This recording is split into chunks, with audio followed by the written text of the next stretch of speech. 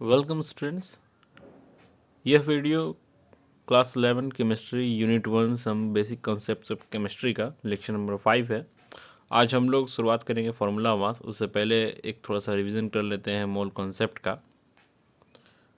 तो वो हम लोग देखे थे कि मोल यानी कि आपका मोल कॉन्सेप्ट में कि 1 मोल बराबर क्या होता है आपका 1 मोल बराबर आपका हो जाता है given number of particles n divided by Avogadro's number, यानी कि आपका जो हम लोग करते थे, और given mass divided by atomic weight या मोलिकुलर वेट, और given volume by volume of STP या एनटीपी, यानी कि 22.4 DM³ या लीटर।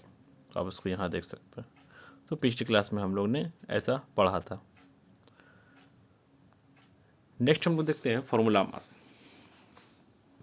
फॉर्मूला मास क्या होता है? It is used for ionic compounds, यानी कि इन ionic compounds clusters of ions exist and not an independent ion pair. For instance, जैसे कि हम लोग देखते हैं एग्जांपल में कि sodium chloride 1 Na+ is surrounded by 6 Cl- and vice versa. तो ये एक क्रिस्टल स्ट्रक्चर के बारे में बताया है जो हम लोग क्लास 12 में पढ़ेंगे। Hence in NaCl formula mass is used instead of A molecular mass. तो ये आपको बताया जा रहा है कि NaCl का क्रिस्टल आपका किस प्रकार से अरेंज रहता है। ठीक है, तो फार्मूला मास को यहाँ पर इंट्रोड्यूस किया गया है। तो यहाँ पर आपको अंतिम में कहा गया है कि hence in NaCl formula mass is used instead of molecular mass. क्यों ऐसा कहा गया है? मोलिकुलर मास हम लोग नहीं यूज़ करके फार्मूला मास क्यों यूज़ करते हैं? क्योंकि Na+ जो है 6 Cl- से घिरा रहता है। दस formula mass of sodium chloride क्या हो जाता है? Atomic mass of sodium plus atomic mass of chlorine, यानी कि आपको 23 + 35.5 AMU, जो कि आपका क्या हो जाता है 58.5 AMU। नेक्स्ट आपका एक कुछ क्वेश्चन देख लेते हैं। मल्टीपल चॉइस क्वेश्चन है कि बोरोन हैज़ 2 आइसोटोप, जैसे कि बोरोन 10 और boron 11, whose relative abundance are 20% and 80% respectively. तो atomic weight of boron is. तो आपको याद होगा हम लोगों ने एवरेज एटॉमिक मास के बारे में बात किया था, तो उसी से संबंधित यह न्यूमेरिकल है। तो आप देख रहे हैं कि ऑप्शन दिया हुआ है 10, 11, 10.5 और 10.8। तो सही आंसर तो 10.8 है। आइए देखते हैं कैसे। सॉल्यूशंस का देख लेते हैं। तो फार्मूला में बस हम लोग रख देंगे। तो एवरेज रिलेटिव एटॉमिक वेट क्या हो जाएगा आपका 20 × 10, यानी कि एबंडेंस इंटू एटॉमिक वेट जो दिया हुआ रहेगा, plus abundance into atomic weight, यानी कि एक बार बोरोन 10 और एक बार बोरोन 11 का, और डिवाइडेड बाय हम लोग क्या कर देंगे 100। तो हम लोग का एग्जैक्ट जो वैल्यू आएगा वो क्या आएगा 200 + 880/100, जो कि आपका आ जाता है 180, यानी कि 1080 डिवाइडेड बाय 100, जो हो जाता है आपका 10.8। ठीक है, नेक्स्ट क्वेश्चन देख लेते हैं। The mass number of 2 isotopes are 20 and 21। If the average atomic mass of an element is 20.2, then percentage composition of isotope mass number 20 is. तो कुछ ऑप्शन सबके सामने हैं।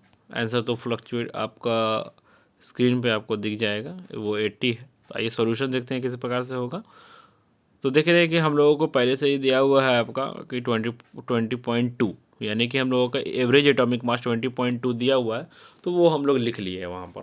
ठीक है, अब क्या करेंगे, जो नहीं दिया हुआ उसको हम लोग एक्स मान लेते हैं। ठीक है, यानी कि जो नहीं दिया हुआ है, क्या नहीं दिया हुआ है, एबंडेंस नहीं दिया हुआ है, परसेंटेज कंपोजिशन जो है आपका वो नहीं दिया हुआ है।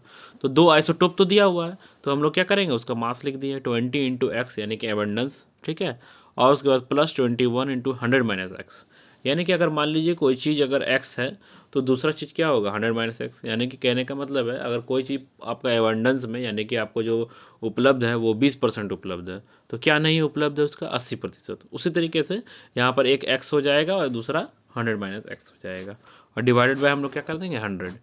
तो इसे सॉल्व करके हम लोग x का मान हम लोग निकाल लेंगे। x का मान यहाँ पर आपका आ जाता है 80। ठीक है,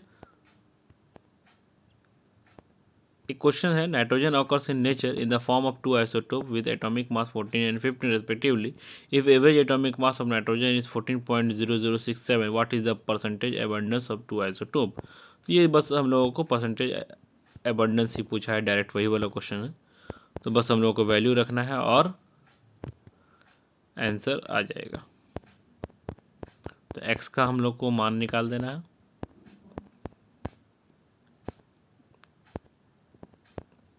वो आपका क्या हो जाता है 99.33, यानी कि एबंडेंस ऑफ नाइट्रोजन 14 आइसोटोप क्या हो जाता है 99.33% और एबंडेंस ऑफ 15 आइसोटोप क्या हो जाता है 0.67%।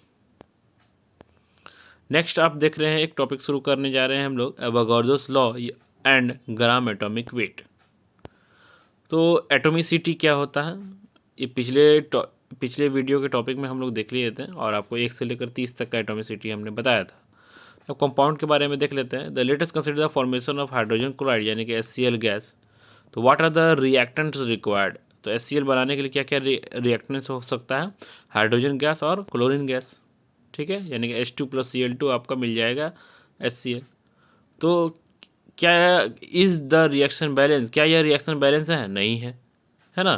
तो क्या करेंगे हम लोग, सबसे पहले इसको बैलेंस करेंगे। बैलेंस करने पर 2HCl आ जाता है। तो अकॉर्डिंग टू गेलियस लॉ, गेलियस लॉ क्या कहा था कि 1 molecule of hydrogen gas 1 molecule of chlorine लिए थे, तो हम लोग को 2 मॉलिक्यूल ऑफ हाइड्रोजन HCl मिला था। अगर हम लोग उसको डिवाइड कर देते हैं तो हम लोग आधा मॉलिक्यूल हाइड्रोजन गैस और आधा मॉलिक्यूल क्लोरीन गैस मिलने पर तब हम लोगों को 1 मॉलिक्यूल हम लोगों को HCl मिलेगा। यानी कि आधा molecule of hydrogen means how many atoms, क्या हो जाएगा 1 एटम्स, 1 एटम।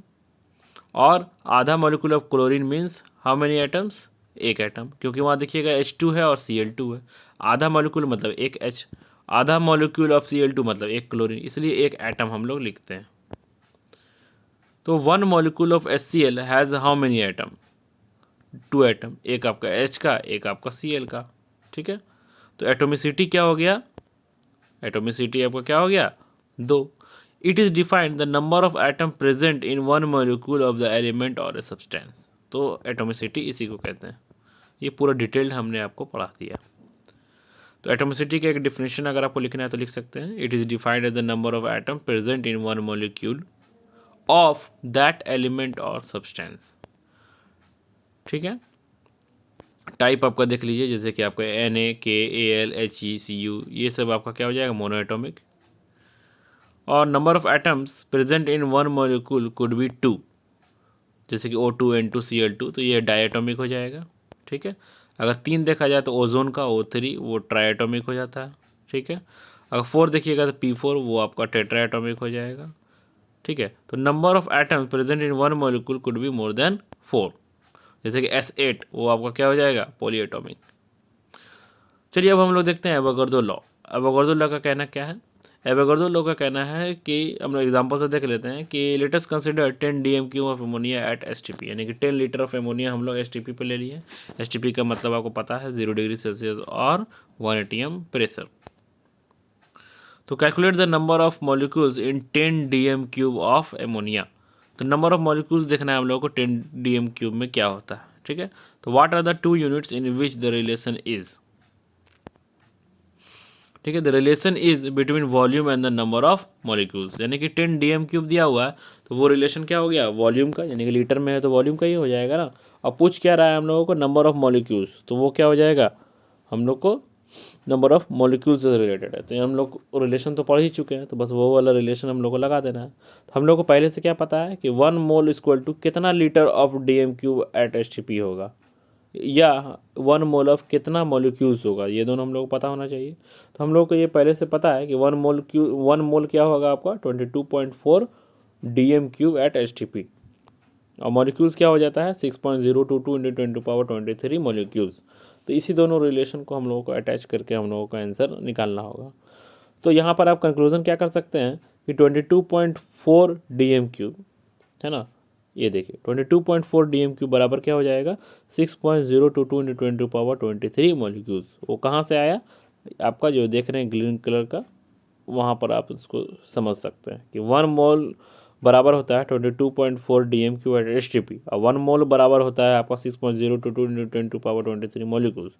दोनों का तो 1 मोल ही है ना, तो दोनों का आप इक्वेट करिएगा तो क्या आएगा, दोनों को इक्वेट करिएगा तो आपको यह समझ में आएगा कि 22.4 DMQ लेने से कितना मॉलिक्यूल्स होता है 6.022 इंटू 10⁻23 मॉलिक्यूल्स। तो आपको पता चल गया कि 22.4 DM³ में 6.022 इंटू 10⁻23 मॉलिक्यूल्स होता है। तो 10 DM³ में क्या होगा आइए देखते हैं। तो 10 DM³ में आपका x मॉलिक्यूल्स होगा, है ना। तो x मॉलिक्यूल्स का मतलब यूनिटरी मेथड से हम लोग निकाल सकते हैं। तो x बराबर क्या होगा 6.022 इंटू 10⁻23 इंटू 10 डिवाइडेड बाई 22.4। आप अगर ये नहीं समझ में आया है तो हम आपको एक बार यूनिटरी मेथड से समझा देते हैं। यूनिटरी मेथड से देखिएगा कैसे है। आपको पता है कि 22.4 में आपका 6.022 इंटू 10⁻23 मॉलिक्यूल्स है। तो एक में कितना होगा 6.022 इंटू 10⁻23 डिवाइडेड बाई 22.4। अगर आपसे पूछा जाए 10 में कितना होगा तो 10 में क्या होगा, यहाँ पर हम लोग 10 मल्टीप्लाई कर देंगे। तो अब देखिएगा कि यही आपका यूनिटरी मेथड है और इसी को यहाँ पर इस तरीके से लिखा गया है।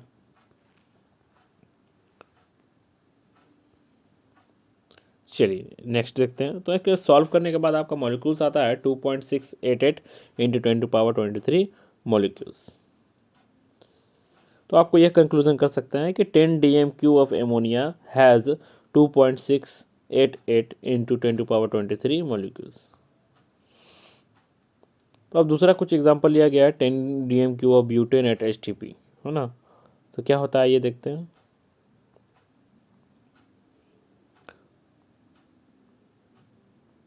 तो क्या हम लोगों का ये देखेंगे कि सेम आ रहा है या नहीं आ रहा है। ठीक है, यहाँ पर भी आप देख रहे हैं कि सेम आया है, यानी 10 DMQ of butane has 2.688 into 10⁻23 molecules. Conclusion क्या हुआ, कंक्लूजन हुआ कि 10 DMQ एमोनिया लिए हैं तो भी आपका 2.688 इंटू 10⁻23 मॉलिक्यूल्स आया। अगर 10 DMQ आप ब्यूटेन लिए हैं तो फिर भी आपका वही मॉलिक्यूल्स आया है। तो equal volumes of gas contain equal number of molecules. यहाँ इसको देखिएगा, equal number of gas contain equal number of molecules under identical condition of temperature and pressure.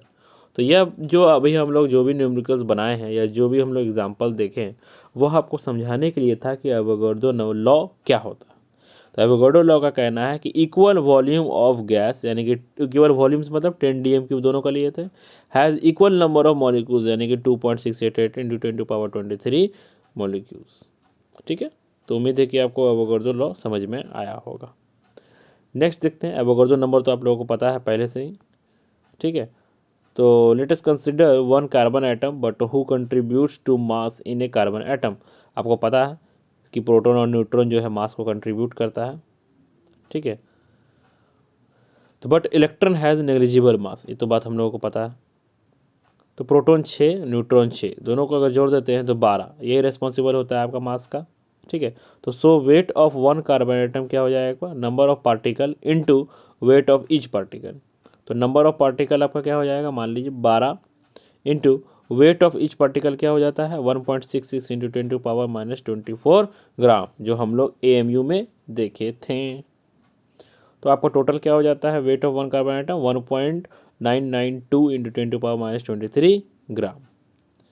तो मास ऑफ वन कार्बन एटम आपका हो जाता है ग्राम में 1.992 इंटू 10⁻23 ग्राम, ठीक है। तो एटॉमिक मास ऑफ कार्बन क्या हो जाता है 12 gram. Number of atom present in 12 gram of atom क्या हो जाएगा, mass of carbon divided by mass of one carbon atom, ठीक है। क्या पूछ रहा है, number of atom present in 12 gram of carbon, यानी कि 12 ग्राम आप कार्बन अगर आप लिए हो उसमें नंबर ऑफ एटम कितना है।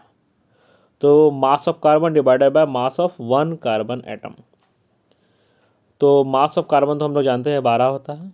मास ऑफ वन कार्बन एटम अभी तुरंत हम लोग निकाले हैं 1.992 इंटू 10⁻23। अगर किसी को नहीं समझ में आया होगा कि मास ऑफ वन कार्बन एटम क्या होता है, ठीक है, तो आप उसको ध्यान दीजिएगा कि फोकस करिएगा कि मास ऑफ वन कार्बन एटम बोला जा रहा है ना। तो वो हम लोग अभी कैलकुलेट करके निकाले हैं। इसको सॉल्व करने पे क्या आता है 6.022 इंटू 10⁻23 एटम्स। तो यहीं से आपका एवोगाड्रो नंबर आया है और इसी को हम लोग एवोगाड्रो नंबर कहते हैं। तो उतना डिटेल आपको याद नहीं रखना है, कम से कम इतना तो याद रख सकते हैं कि एवोगाड्रो नंबर क्या होता है, 6.022 × 10⁻23 एटम। ये पूरा आपने एक्सप्लेनेशन देख लिया है। तो अब देखते हैं ग्राम एटॉमिक वेट क्या होता है। तो atomic wait express in gram is called gram atomic wait. देखते हैं क्या है। तो ग्राम एटॉमिक वेट ऑफ ऑक्सीजन क्या हो जाएगा, 16 ग्राम। डेफिनेशन ऑफ एटॉमिक वेट देख लेते हैं। The weight of Avogadro number यानी कि Na of atom is called atomic weight. ठीक है, तो जो एवोगाड्रो नंबर का यानी कि weight of Avogadro number of atoms, जो भी एवोगाड्रो नंबर ऑफ एटम्स का जो वेट रहेगा उसी को हम लोग एटॉमिक वेट कहते हैं। एग्जाम्पल, जैसे कि वेट ऑफ 1 हाइड्रोजन एटम क्या होता है, 1.008 AMU। ठीक है, तो 1.008 AMU इंटू 1 बाय आपका एवोगाड्रो नंबर। एक मिनट, तो आप देख सकते हैं क्या लिखा हुआ था, फ्लैश कर रहा था, AMU is use to express weight of 1 atom. तो वेट ऑफ 1 एटम को एक्सप्रेस करने के लिए हम लोग AMU लिखते हैं। ठीक है, और वेट ऑफ 1 हाइड्रोजन एटम निकालने के लिए 1.008 AMU, जो कि आपका 1.008 इंटू 1 बाय एवोगाड्रो नंबर हो जाता है। तो क्या हो जाता है, वेट ऑफ N0 यानी कि आपका Avogadro number of hydrogen atom आपका क्या हो जाएगा, आपका हो जाता है 1.008 इंटू 1 बाय 6.022 × 10⁻23, यही आएगा। यानी कि अगर आपको निकालना है तो वैल्यू रखने की ज़रूरत नहीं है, क्योंकि आप तो यहाँ देख लिए कि वेट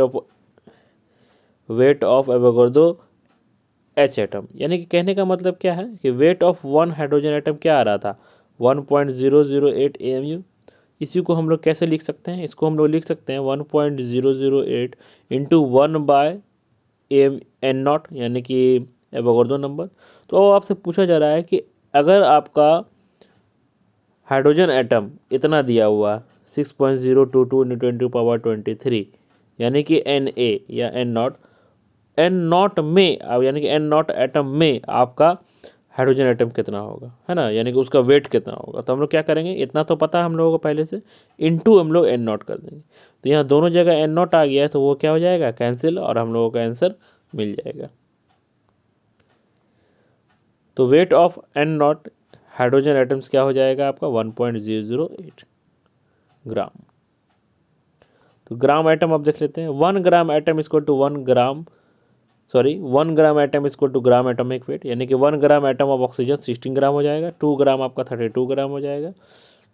इसी तरीके से आगे आप देख सकते हैं। तो मोलिकुलर मास या मोलिकुलर वेट क्या होता है, molecular mass is a sum of atomic mass of all the atoms of the elements present in the molecule. जैसे कि हम लोग देखते हैं मीथेन का CH4 होता है, तो कार्बन है आपका 1 और आपका हाइड्रोजन 4 है। तो कार्बन का 12.011 AMU होता है और हाइड्रोजन का 1.008 होता है। तो 4 है तो 4 मल्टीप्लाई कर देंगे। दोनों को हम लोग जब सॉल्व करते हैं तो हम लोगों का क्या आ जाता है, 16.043 AMU। तो AMU is express the mass of 1 molecule. तो अब कुछ प्रॉब्लम देख लेते हैं क्या है। Calculate the molecular mass of glucose. तो ग्लूकोज का क्या हो जाता है देख लेते हैं। तो मोलिकुलर मास ऑफ ग्लूकोज क्या होगा, कार्बन हाइड्रोजन और ऑक्सीजन का हम लोग को अलग अलग से पता होना चाहिए।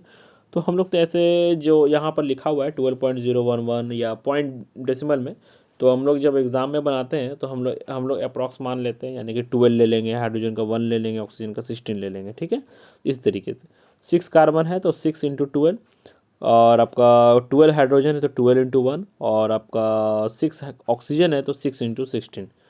तो सबको सॉल्व करने पर आपका जो आता है वो आता है आपका 180.162 AMU। अब देखते हैं next topic, gram molecular weight या फॉर्मूला मास से रिलेशन।